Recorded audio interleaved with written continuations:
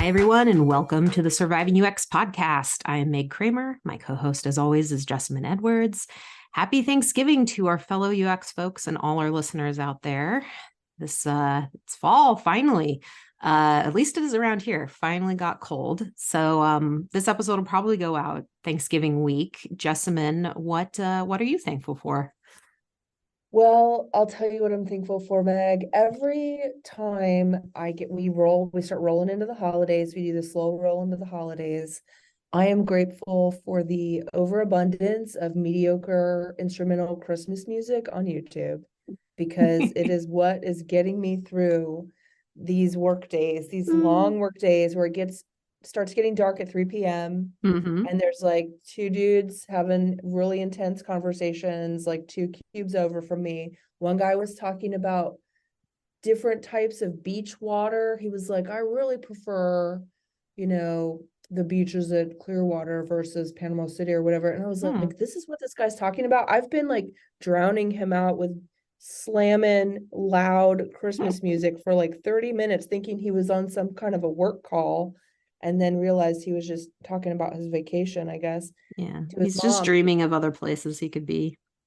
Exactly. Who isn't? But Yeah. I'm just, I don't know. I'm so sensitive to other people's voices now that I'm like crawling out of my skin in the office. I need to mellow out or get some giant headphones or something. Well, I am thankful for my AirPods that have noise canceling. They're actually really good. I was at the gym recently on the treadmill and um I Ooh.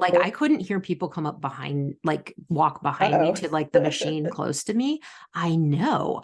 They're I tapping you on almost the shoulder. Ma'am, your 20 minutes is up. It's time to step I was down. almost worried that like something like that would happen and I'd be startled and then I'd like fall off the machine and it would be a whole thing. But that's the thing, that's the one you just reminded me of.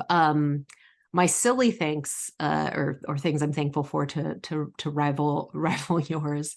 I'm thankful that my healthcare app finally in the mobile app, you can submit a claim. Wow. If you are a longtime listener of our podcast, you will know that you couldn't even submit a claim online on your computer, uh, Ooh, like that's maybe 2 years ridiculous. ago or a year and a half ago. And now you can even do it in the app. So something changed around there. Oh, Somebody finally got their butt kicked to do that. And then I also want to mention this on the podcast because I think if I don't, I'm not going to do it because I chicken out every time, but I think I'm going to dye the silver parts of my hair purple. And so I'm thankful for purple wow. hair dye because I Oh think I'm really man. going to do it this time. Oh, love it. Love it. Oh my gosh. That Anyway, so sounds everyone hold beautiful. me accountable. What else? So that's what's new going on in my life. I'm contemplating purple Mm. hair. What's the latest in your life? I made myself laugh this week because I brought my son to work with me yet again. Wow. Um, and there's so many dogs at the office here, Uh-huh. and people march around with their corgis and stuff. And then like I show up with my toddler and I had a full-blown suitcase, a stroller, a child in the stroller, a backpack, and a diaper bag. I'm trying to think if I had anything else, but I was like, "Hey, everybody," and I thought, "Oh my God, I'm bringing my whole self to work." That's what this phrase means, because anybody who wants to know anything about me could just take one look at me and see that I have all this crap. I cannot pack light. I just cannot seem to do it. Mm-hmm. And I had no childcare for a few hours, so I had to take PTO in the office. So I Hmm. was like, I'm just gonna do this, even though there's like, if someone listened to me explain the situation, they'd probably try to talk me out of it. But I was like, I'm gonna take vacation hours, even though I am physically at work Mm-hmm. with my child, because no work is going to happen. Let's get real. The last Yeah. time I tried to bring him to the office and do work at the same time, I think I got about 40 seconds of work done. And then he started crawling toward a giant set of concrete stairs. Uh, So anyway, now, that was my Wednesday. is there any way we could combine the dogs and the children in some way that's beneficial so that they each take care of each other and work can get done? I'm trying to I'm trying to Gosh, problem solve for that. I the dog culture here is so much stronger than the child culture, parent culture. I mean, there are some spots that are kid friendly around here, but there's, I mean, literally places to tie up your dog in every kitchenette on every Yeah. floor. So yeah, it's And I I don't, think there's no toddler spaces though. I don't know if this is like this for you, but at the last two companies that I've worked at, I've also seen the emergence of like benefits and perks around animals, not just bringing your dog to work, but like Yes. bereavement is like you can take bereavement Pet, if your dog or cat passes away or animal, whatever, cat, passes away. Or I saw another one recently about animal care. Oh, like if you have like a stipend for, a wellness stipend or something, like uh-huh. now you can spend it on your animal, other than like you Whoa. before you could spend it on your kid, like a camp for your kid or something, or Uh-huh. yourself. You're supposed to, but now you can spend it on your pet too and get reimbursed. So anyway, This is definitely blowing my seen. mind. I Yeah. know, I know, definitely seen the emergence of that in some I tech think we places need where to we start a still have business, perks. a pet wellness business, Pet and we'll make a wellness. bunch of money. Yeah. Let's do it. Well, guys, this week is actually a very exciting week for us on Surviving UX. We have a very special guest. She has served as head of product at Jetty. She's held other leadership roles in product design and research at Appfolio, HP, and L3 Technologies. She has also served our country as a senior intelligence official in the California Air National Guard, and prior to that, in the Utah and South Dakota Air National Guard. She is also a council member of Collaborative Gain, a community of customer-centric companies, and she has a PhD in human factors and ergonomics. Please welcome Laurie Lynch. Yay, Hey, welcome, Laurie. Laurie. Hi, ladies. Good to Hello, have you this hello. morning.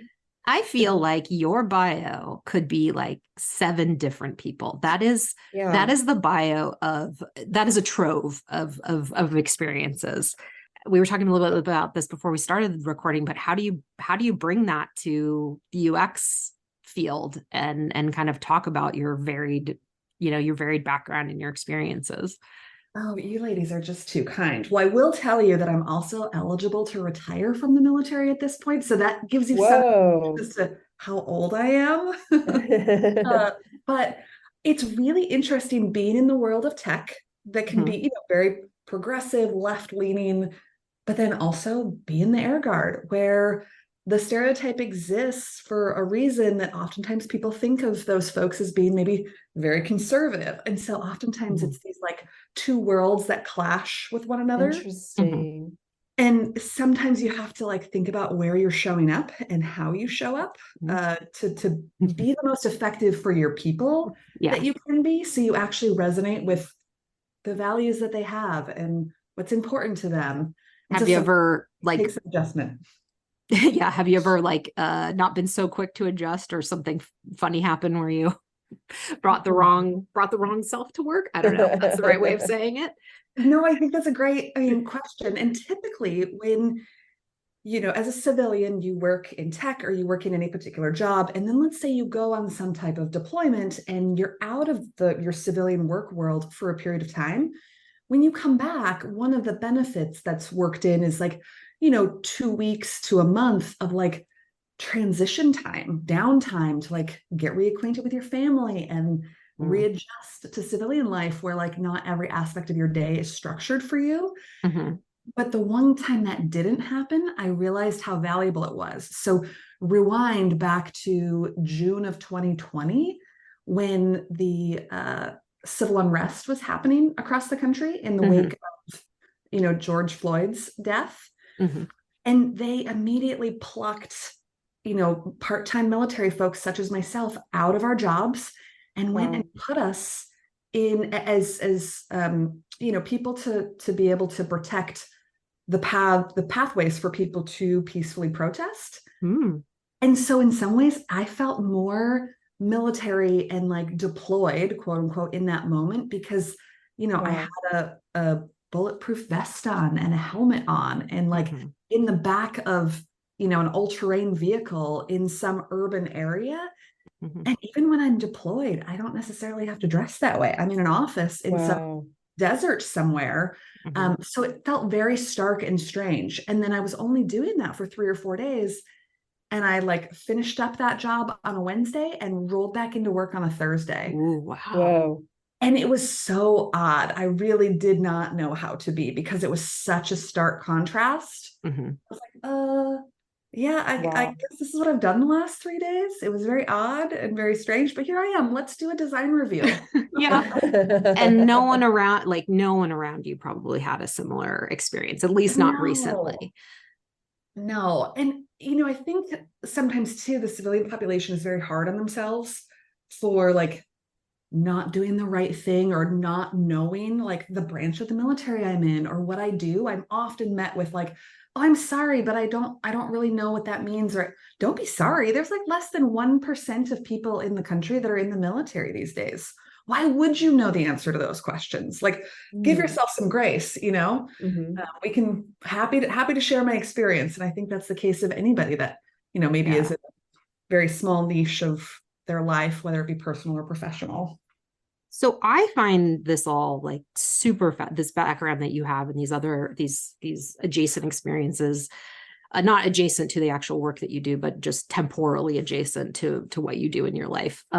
Like super fascinating. And I just feel like people who bring differences and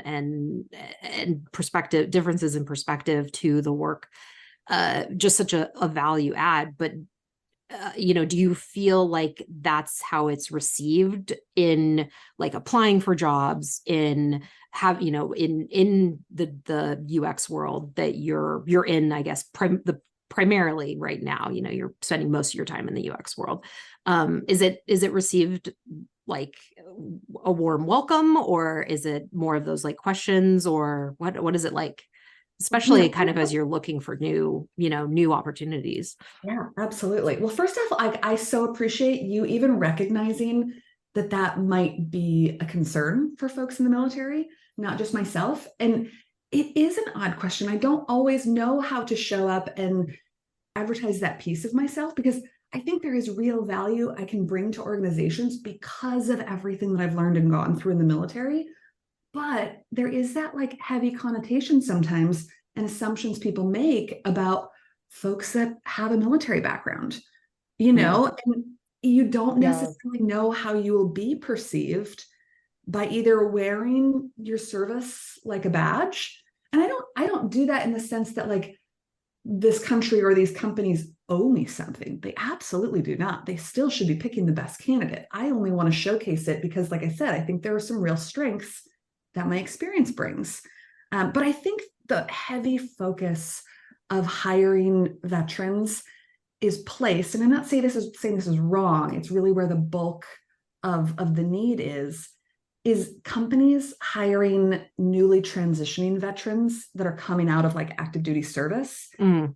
And all of those roles are usually very entry level, roles. Mm-hmm. And so they're never anything I've ever been able to take advantage of or seen as, something that would be able to benefit me because I've already had a long career trajectory and path.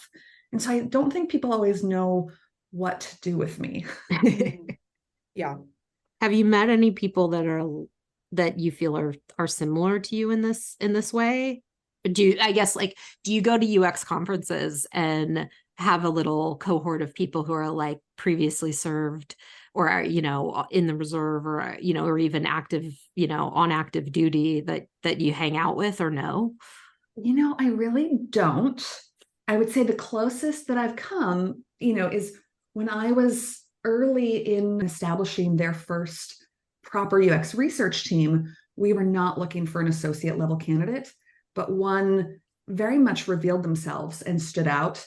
And he just happened to also be a West Point graduate and, in the Army and had gone through a number of deployments and then had separated from the military and then made his way into UX. And so there were so many things that we were able to relate on and so much quick trust building that was able to happen because of our shared backgrounds. But it was really nice to have somebody that had that similar experience to myself. And now they've gone on and, done really, really great things with their career since then. But that's the closest I've really ever come. So yeah, shout out if there's any military leaders that are also in the field of UX. Like let's have a monthly coffee. Let's get it on the schedule. I Wow. can only imagine that would be such an interesting I don't know, I guess I'm Exciting. surprised I've never been to, a conference where that's been a talk, like somebody talking about kind of the intersection of these worlds. It's Um funny that you yeah. mentioned this, Meg, only because I finally, over the summer, in my like off time, taking a break between roles, I was telling Justin about this. I like have a half-written blog post that I have, it's been sitting on my desktop since my last deployment. I put in for a couple of conferences to try and talk about some of those like Hmm. strengths that military folks bring into organizations and specifically roles in product and UX. And I haven't had any headway yet in terms of the Oh, conference front. But some, interesting. Yeah. I wonder if it's because of people's connotations about what I'm going to get up there and talk about, or like Mm, if my values align with the diverse values of folks in our field. But I gosh, don't Lori, I know. think that's such an interesting point that you make, because I will say that like I have seen pretty, I'm gonna call it aggressive responses to anything that doesn't fit with like kind of the standard West Coast um politics, or Mhm. like extra liberal politics.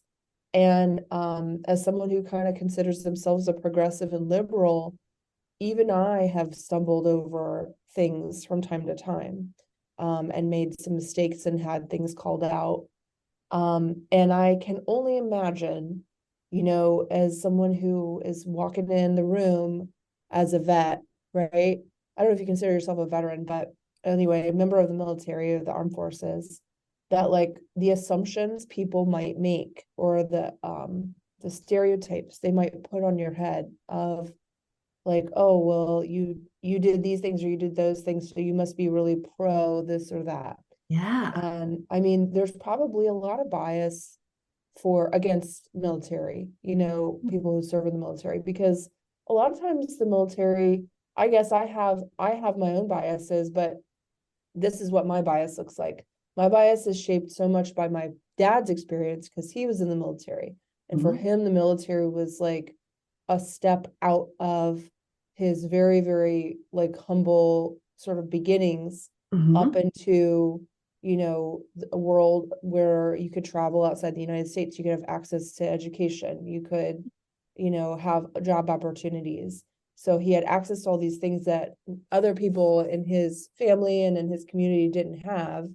And so I think of it as a place where people a lot of times come from humbler backgrounds.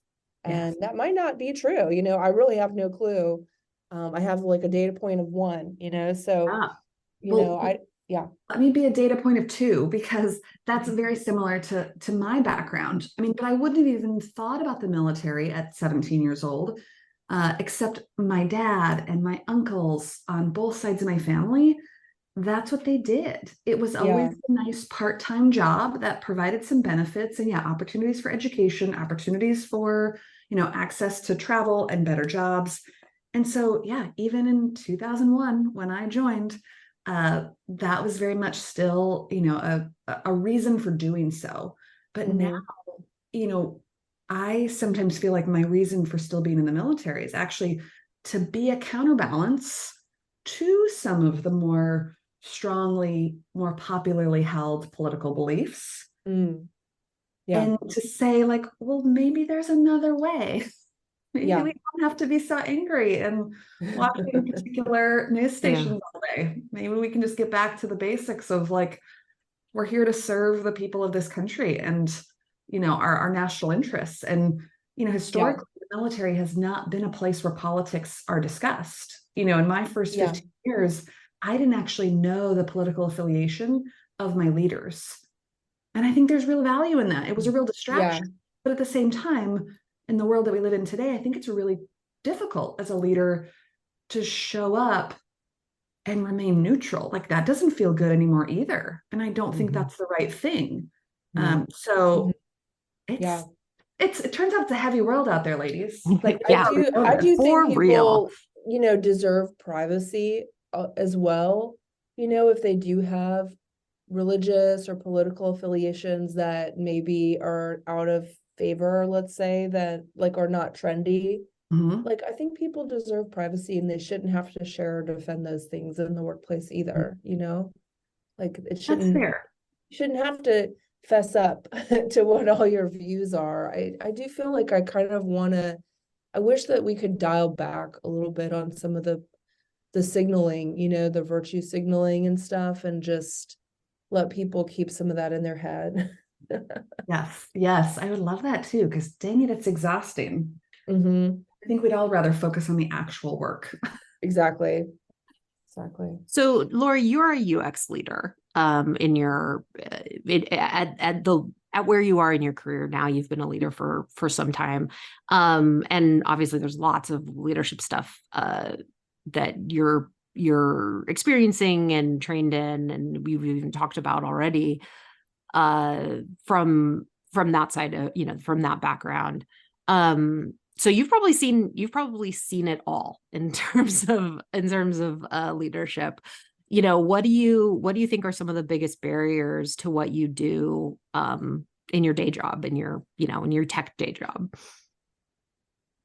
Oh man, lately, as I've been thinking specifically about the research side of UX teams, Mm-hmm. I've been thinking a lot about where research sits within the org. And I don't think I'm the only one. I think there are a number of leaders questioning this, especially now in a year where a lot of the layoffs happen within research organizations. Yeah.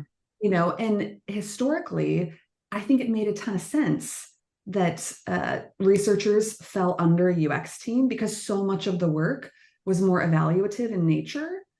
But now you're really seeing the impact that researchers can have on an organization isn't just to the design team and isn't necessarily like direction that's coming from UX design leaders, but rather product strategy, product leaders, business leaders trying to figure out how do we grow revenue by X%, or gosh, what new products might be the most interesting? Well, all of that we know is rooted in understanding your users and their primary, needs and pains. And I'll interject to say, in my experience, what I've seen is that in many organizations, that type of work that you're describing, they will outsource to like a consulting firm.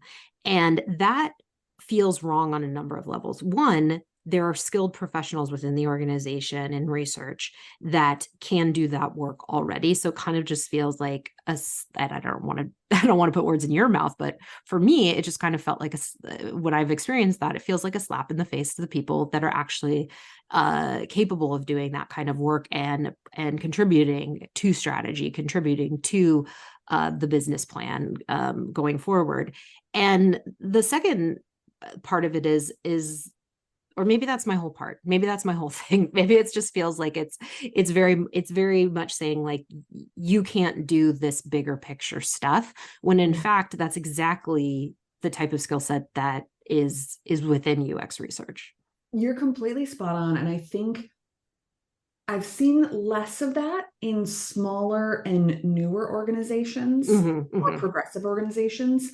To me, that's a signal of maybe still an older school approach. When I was at HP, that's exactly how they viewed external consultants. They were there to have the big shiny ideas about the future, forward-looking direction of the company, where the researchers they had on the team were more about usability and basic like page and design improvements. And so I just as a leader, I've been thinking a lot about where research sits within organizations and looking at different companies and their structures. For example, Meta and Salesforce, their research organizations sit outside of design and are peers with their product and UX leaders. I'm not saying there's no place for researchers to have, in an evaluative aspect of their research. That can be super important. I mean, we all know it, but there are different researchers that have different strengths, different interests, and both of those avenues should be available to them. I want to sneak in a listener question here. because I got one the other day from somebody, and the question was around kind of having an interdisciplinary background and applying for UX jobs. And the person didn't know, what the right fit might be for them. But they they had design background, they had research background, they had business and entrepreneurial background, but didn't really know like which part of an organization or roles they should be looking at. And I guess my question to both of you that I'd pose from this listener is like, are should we be is there a place for somebody with an interdisciplinary background, and where should they be applying to? Is it within because what we're describing here with kind of research contributing to strategy, I feel like that might be the right fit for them. But maybe that's just kind of a pure research role. Do you feel, how do you folks feel about coming from a more specialized versus a more interdisciplinary background, and where that fits in the organization? I mean, for me, I'll jump in ahead of Justin, but like I feel pretty passionately about, folks having a breadth of experience and a life outside of either, one discipline or another. Now, I do think there's an opportunity to also have depth within a particular area or space within, product development. I personally have led analysts, researchers, designers, product managers. And after having had some of that breadth, I'm really excited to go back deep into one of those areas and maybe just focus on a UX team or maybe particularly research. But when I think about helping people figure out where their path is and what they'd be most excited about doing, I first think about are you somebody that really likes to surface problems and spend time in the problem space and identify opportunities? Or are you somebody that really likes to see a problem, maybe that's coming from a research team, and developing solutions? Mm-hmm. For me, that's first and foremost, the biggest dichotomy. Mm-hmm. And then from there, really it's always just about what motivates you. Do you like actually doing the design work? Do you like actually synthesizing data? Do you like talking to people and collaborating? I mean, that's really hopefully a healthy element of everyone's role these days. But it's really investigating too, what their strengths are, what gives them energy, what they're excited about, and all of that, in addition to problems and solutions. But Jessamine, I'm curious what you have to say. Oof. I mean, I feel like this question is super relevant for me because I am intentionally right now trying to grow myself and get out of a box that I feel like I'm like, those Japanese watermelons that they grew They grow in cardboard boxes so that they fit in tiny refrigerators. I feel like I'm one of those square watermelons, and I really want to increase just different skills. It kind of doesn't matter what it is. I just did my goals for next year, and one of my goals is gardening. I don't know how to garden. I have no clue. I have no clue. Gosh. I've literally bought stuff and dug a hole in the ground and put it in there, and then I'm just like, all right, live your life thing, and I ignore it, and I'm like, oh, why is it dead? And I mean, I think I've been doing a similar job for so long. I need ways. I feel like I need to be electrocuted into zapping myself into just being something new, just anything different or new, because I can't break out of my box. I feel like professionally a lot of the time, and I've tried to take on other roles or take on other tasks, and I've gotten my hand slapped a couple times this year. Laurie, So, have you ever done anything that's kind of way outside of research or leadership in your role?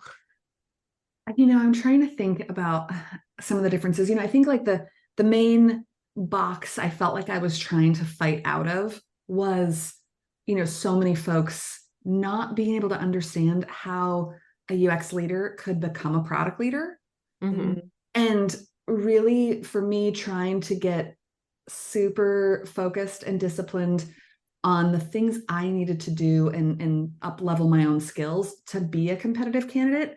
But that was really only half the equation. You know, it really required other people to truly understand the value of our backgrounds and the work that we've done and the things we're capable of, to know that we can lead product teams as well. Because, you know, sometimes it feels like a product leader just all of a sudden one day is just blessed to lead a UX team, but they've never done it before, but yet we give them all the confidence in the world that they'll be able to do it successfully. And so that, I think, is like, has been my biggest departure. And there was so much growth and learning, and I'm so appreciative of the opportunity to have been able to do that and the trust that was placed in me to do that. But it wasn't, you know, it definitely came with a lot of energy that I just don't know was necessary to expend on my part or other people's in order to actually be, you know, trusted with that opportunity to do the job well. Yeah. And I think that I very rarely see it roll up these days to engineering directly, but one way or another, your team is going to eventually report to somebody in product, like whether it's like your skip level, that person's product, or whether it's, you know, the VP of design is reporting to the CEO of the company. Like, it's not going to be the other way around. And so I think that point is very, very well said.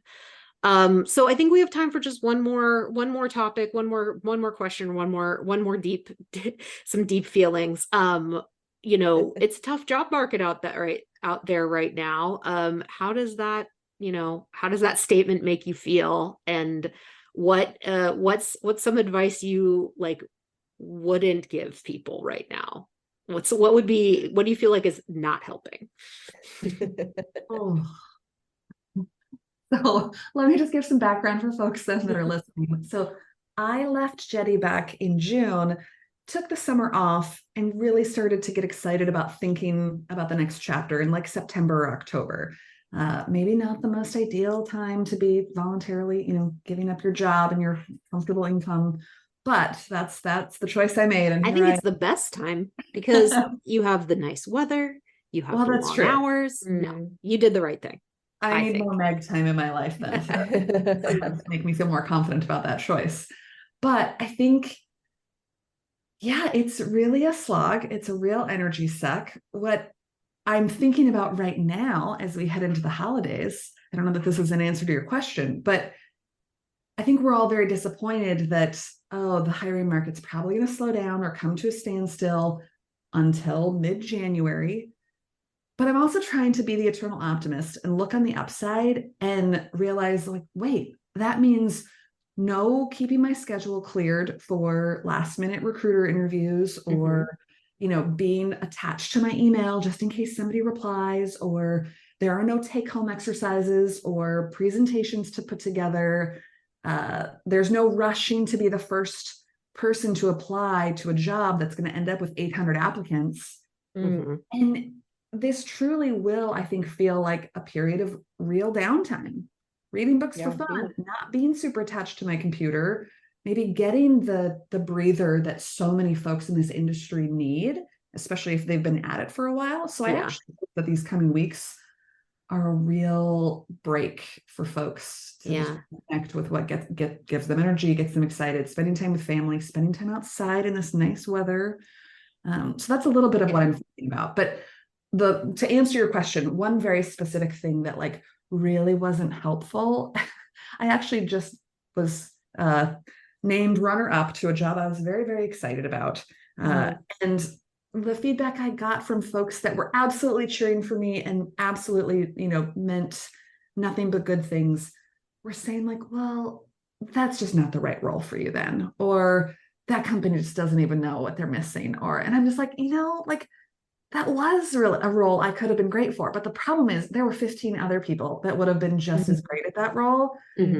So it just didn't help me like I know they intended for it to, because dang it, there are just so many of us out there. Yeah. Right now. Totally.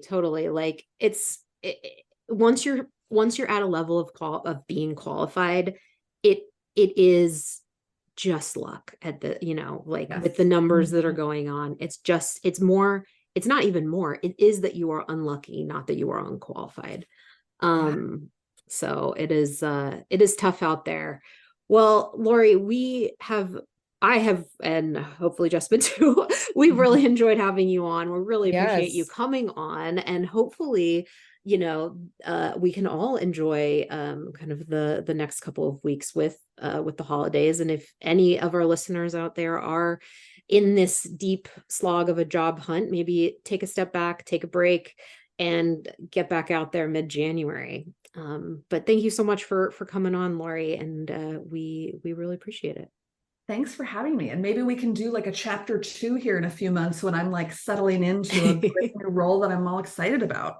Oh, yes, that sounds good. Yes. All right, Follow up. folks. If you need advice or sympathy for your UX career, write to us at survivingux@gmail.com. Bye-bye.